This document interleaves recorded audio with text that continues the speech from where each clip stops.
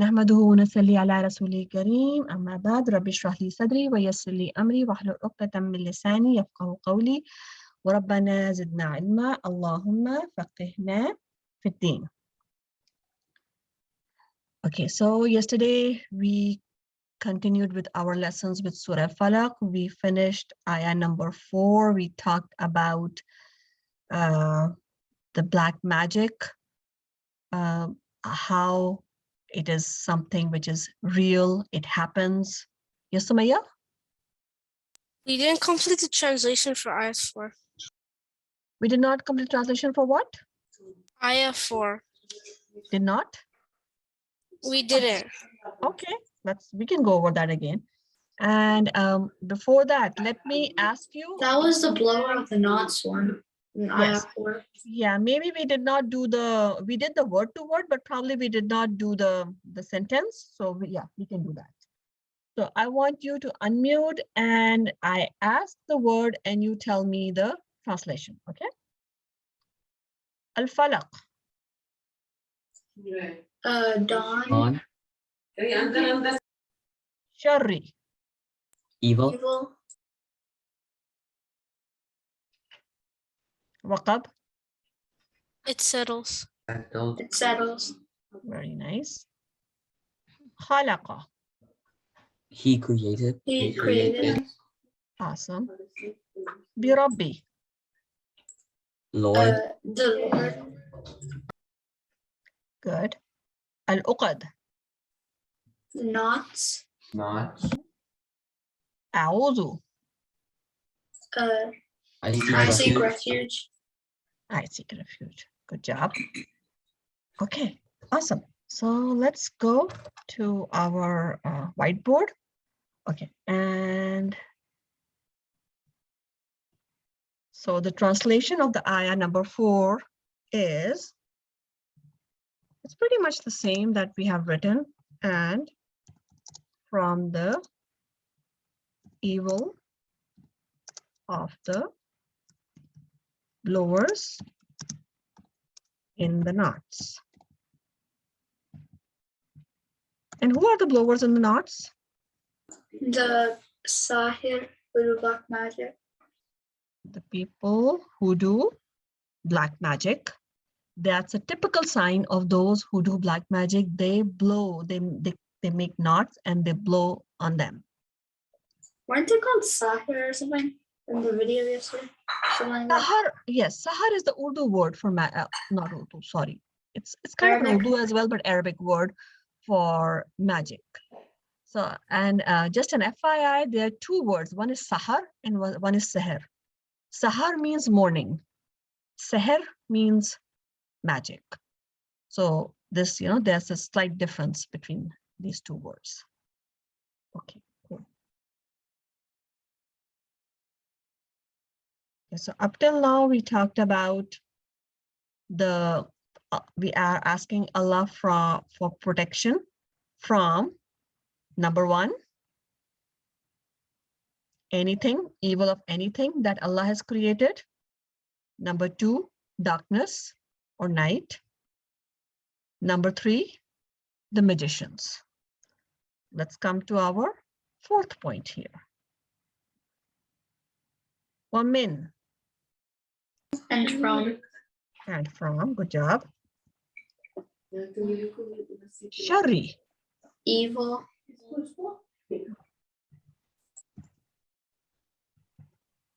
Hasad, that's a new word. Enviers. Somebody who envies or somebody who is jealous. Yeah, it was written in the video yesterday, so I just copied it off that. Got it, yes.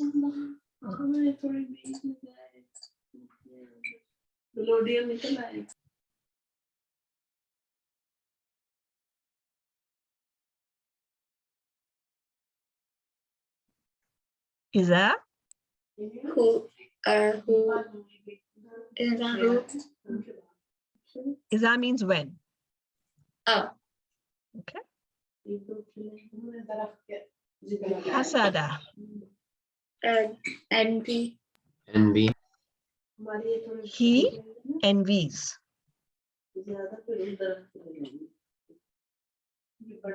Yeah, in the video yesterday, hasad, but they wrote, and from the evil of the enviers who envy me.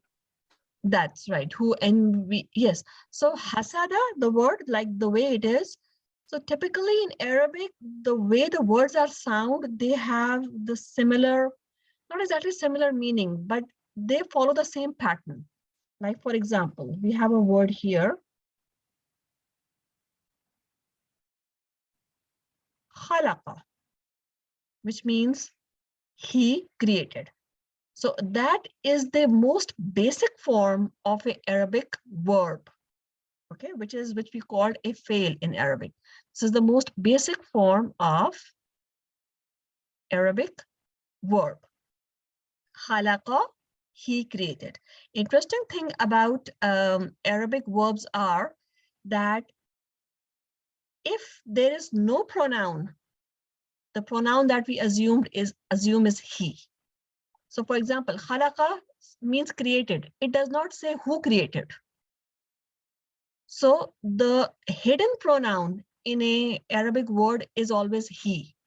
When it doesn't say anything, it means a he.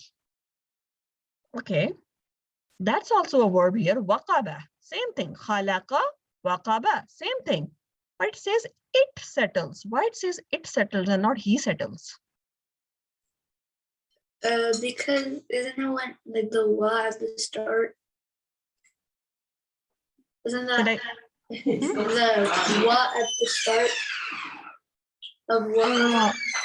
So no, so like for example, I'm just asking a general, not related to this like question. Like for example, the word khalaqa means he created.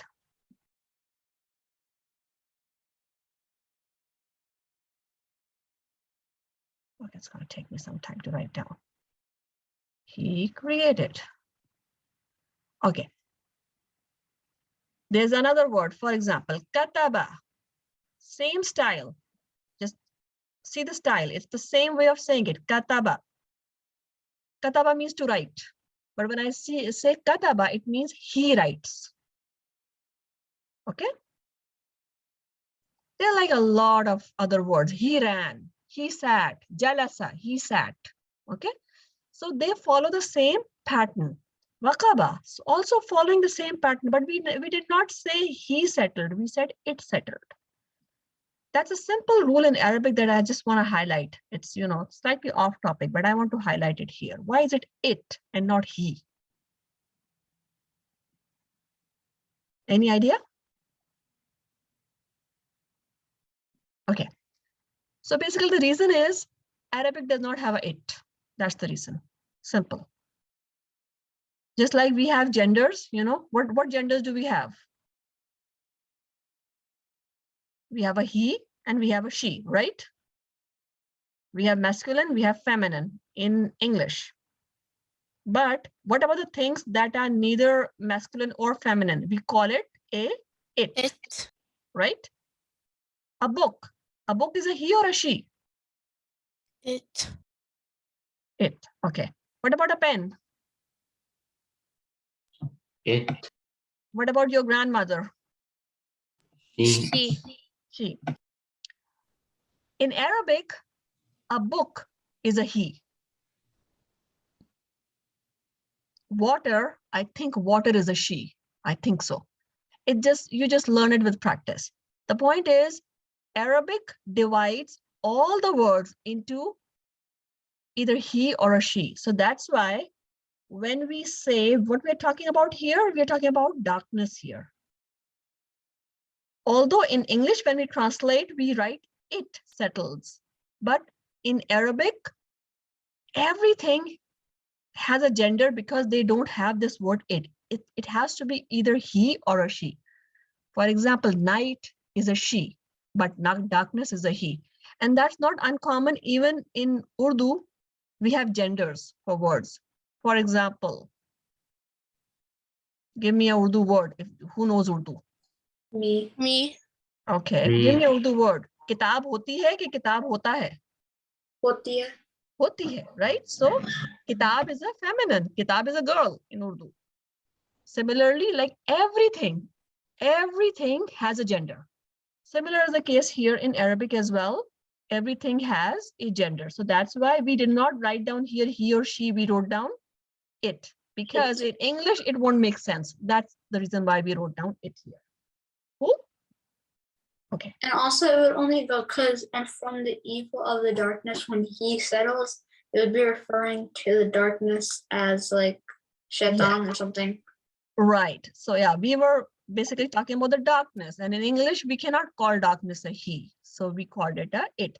But essentially, waqaba has the meaning of a pronoun which is secretly hidden inside the verb. Or Similarly here, when we talked about hasada, we are talking about from the evil. Yeah, I should write the word off here. So, okay. And from evil of the envier when he envies. I'm going to write down the whole sentence, so it's going to make clear.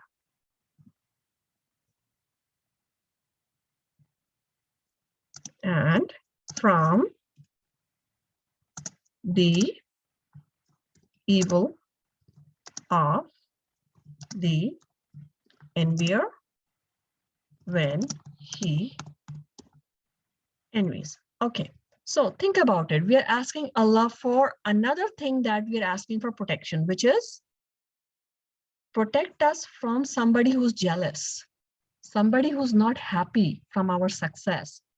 When he sees us successful, he or she gets jealous. Why do we need protection from those people? Mahnur?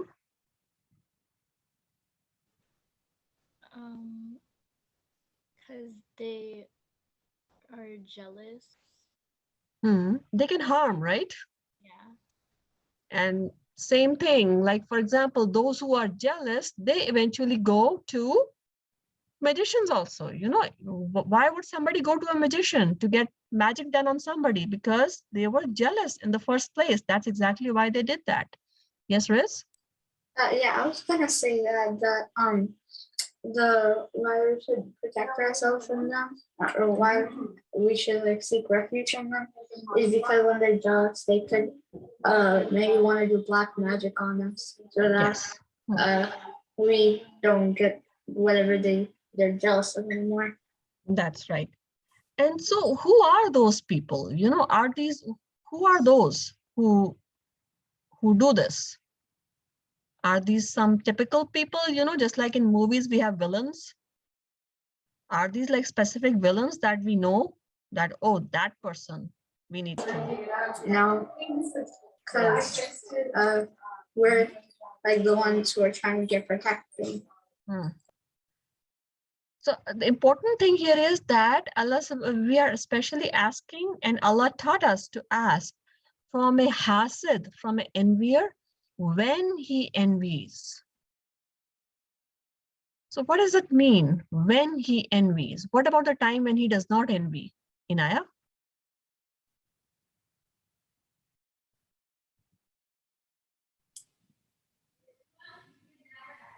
Yes, Inaya? What was the question? I'm sorry.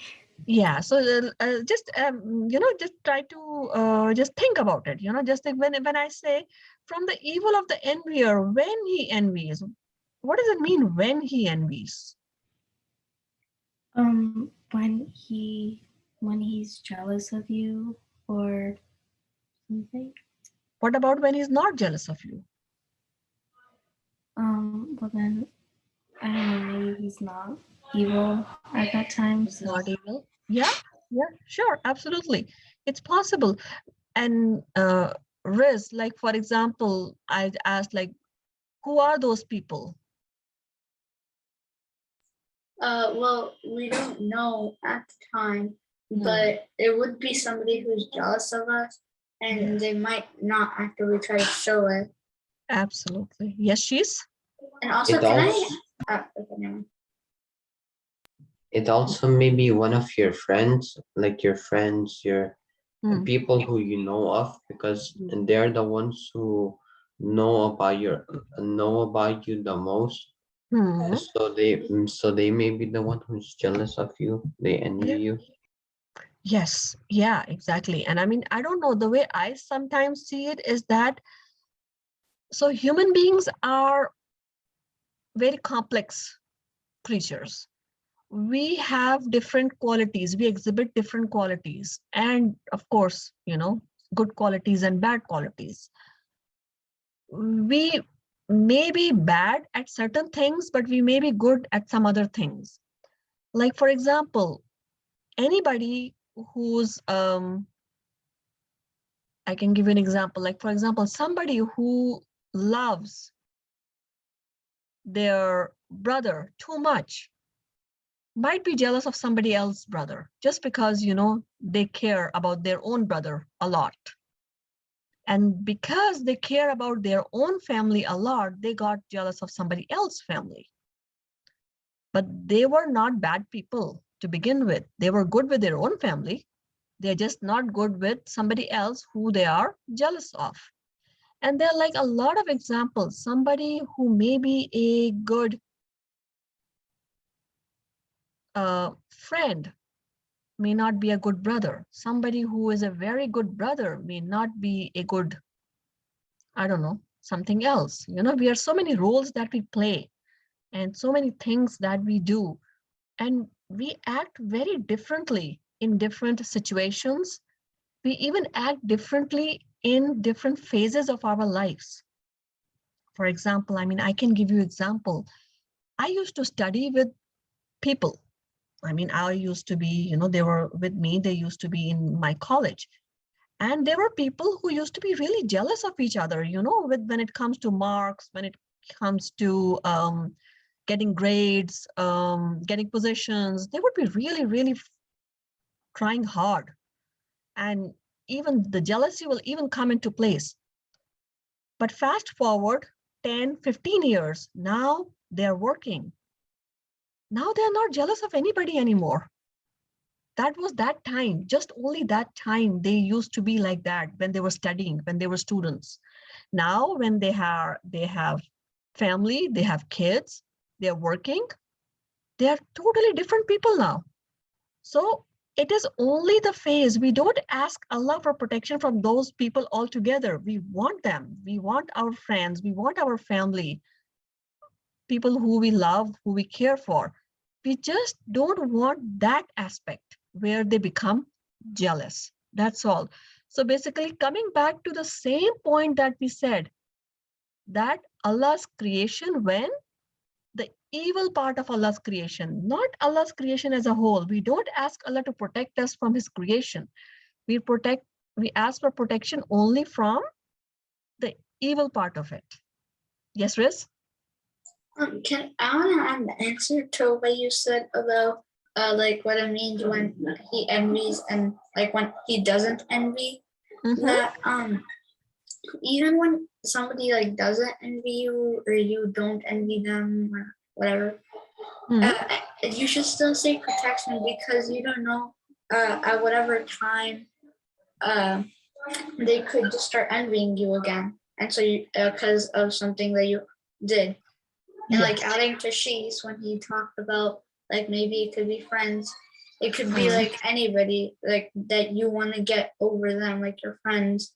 Right. You tell them that you got like a scholarship and then it's like the best college in the country or something. Yeah. And then they're gonna want to go there and then they're gonna make sure that you don't go there by trying to do something. Yeah, absolutely. So the point here is, and that's a good point, that focus is not on the person here. Focus on this ability to get jealous, this ability to get envious and then do something, because that's what the nature of human is, that these things, these feelings arise and then they act upon it. They do things which are not so good things. So the point is that we are not exactly blaming the person, we are blaming that feeling. And also another part here is a lot of it comes from shaitan. Shaitan whispers, shaitan tells people, So it's basically shaitan part of the human that we are asking for protection. We're asking Allah to protect, not the human itself. We make dua for those people that if they have this problem, if they're inflicted with something, may Allah make them better. May Allah bring them, back. And also another thing is, while we're doing this dua, it's the time to look into our own selves. We need to make sure when we are making this dua, we know that, do we have any such feelings?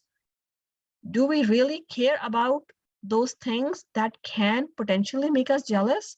Because, when you ask Allah to protect me from something, I need to first make sure that I'm not doing the same thing to somebody else. If I'm doing the same thing to somebody else, then there's no point asking Allah for protection. I'm guilty of the same thing.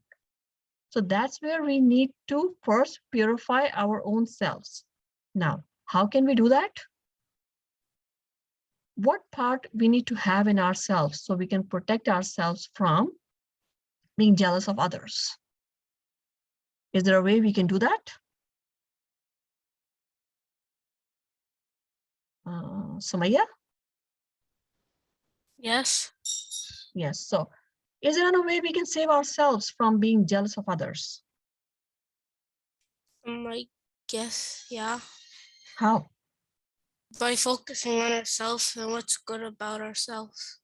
That's very nice. Good point. Yes, Rohan? We could we could ask Allah subhanahu wa ta'ala to not make us jealous and recite Ayatul Kursi. Absolutely. Very nice. Good point. Mahnur? We can be more confident in ourselves. Yes.